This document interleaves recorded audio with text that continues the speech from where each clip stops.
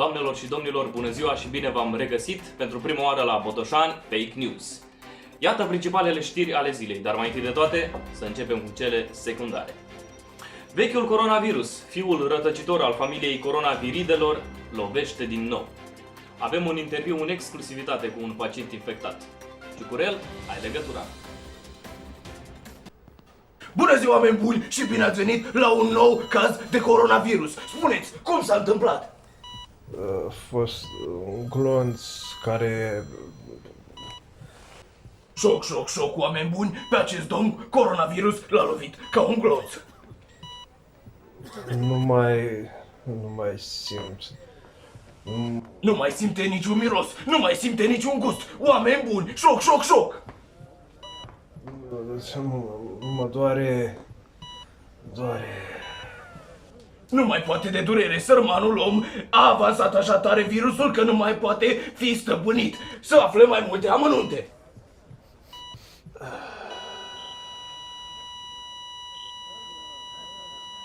Incredibil, oameni buni, șoc. Dumnezeu să-l ierte.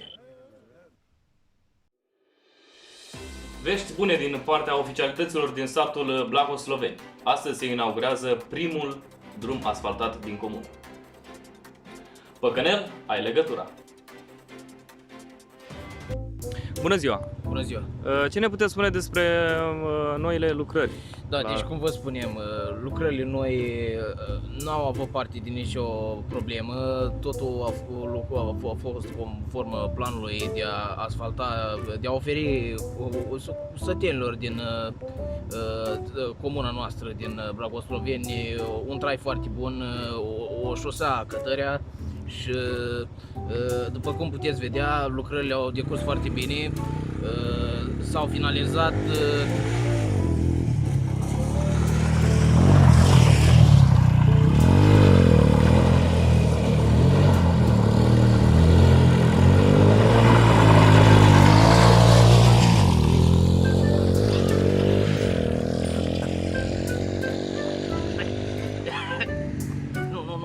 Opriți. Voiam să zic că s-au finalizat doar o parte din lucrări, nu că nu-i tăieți, nu-i trebuie, nu. Lăsați. Scandal monstru din cauza pandemiei în localitatea Spurcățeni. Spurcățenii sunt revoltați pentru că din cauza pandemiei crâșmele au fost închise, iar oamenii nu mai au ce citi.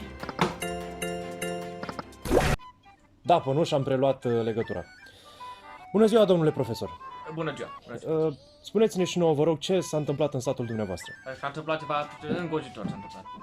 Deci din cauza că barurile, crâșmele au fost închise, lumea s-a revoltat pentru că nu mai are ce bea. A fost un mare scandal, a început lumea să se bată între ei. Ăsta, vecinul meu, a băgat 2 cuțite de alea mari în cap la ăsta lui Aurel. Deci a fost ceva îngrozitor. Eu n-am văzut în viața mea așa ceva, vă spun sincer. Am înțeles, am înțeles, domnule profesor. Altceva aveți de declarat? Hai zi! Ce să zic?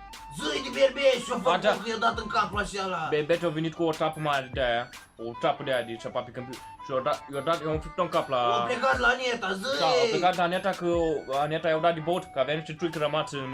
Și ăsta dacă nu bea 2 tipare RPG, ăsta moare. O rupi, da. O rupi, dă! Îi dă în cap acum. Îi dă mari... Asta nu se uită că ne bat pe strac trenul, el dă și prinde, o rupi! Da. Da, hai vine cu ace, vine tu, că ții mai bine. Eu, zi! El au fost martori la mai multe bătăi pe aici, am stat, el are experiență. Am și făcut, am și dat, am și luat. Da. Zi!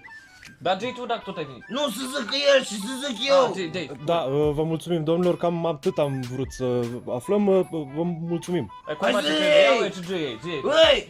Băi, deci asta e ultima bere din tot satul, Calufaniu a închis crâșma coscă cu coronavirus de asta și nu mai avem și să bem. Și eu zic ăștia care vor să dea de băul la prietenii noștri. Șoc în piața transferurilor. După ultima sa vizită în România, jucătorul argentinian Lionel Messi a făcut tot posibilul să fie transferat la FC Gloria Rădeni. Argentinianul susține că viața lui nu ar mai fi aceeași, fără țuică și sarmale. Tot acesta susține că minimul pe economie nu-l deranjează. Acesta exclamând, hai să bem și să trăim. Barcelona. Domnilor, doamnelor, Sorin, n-am uitat de aia 10 lei. Acestea au fost știrile. Ne vedem cu știrile de săptămâna trecută, săptămâna Hai viitoare. zi, lasă asta, că ai zis că după ce termin mergem și dai o bere. Hai zi, gata,